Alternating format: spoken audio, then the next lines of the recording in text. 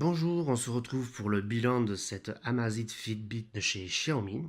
Alors mon petit bilan de cette montre GPS, j'ai acheté cette montre à 50 € sur Gearbest. Cette montre a tout d'une grande, c'est-à-dire le suivi d'activité, le suivi du sommeil, une puce GPS et cardio au poignet, et ensuite toutes les notifications de votre smartphone sont reçues sur cette montre. Alors la partie suivi d'activité, suivi du sommeil et les notifications fonctionnent très bien.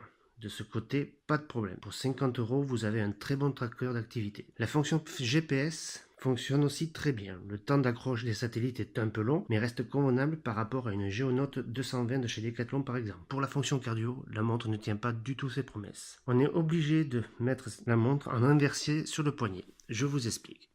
Donc normalement, on porte la montre comme ceci. Et pour que le cardio fonctionne à peu près correctement, on se retrouve à pouvoir le mettre comme ceci. Bon, ça n'est pas très dérangeant, mais même en serrant le bracelet très fort, les correspondances du cardio ne sont pas du tout équivalentes à une ceinture cardio. Pour finir, c'est une très bonne montre connectée GPS, mais il sera difficile de suivre un plan d'entraînement basé sur le cardio avec cette montre.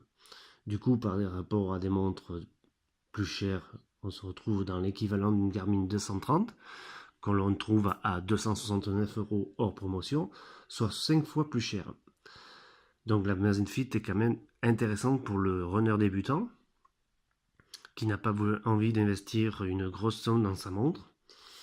À voir avec le temps si elle pourra résister.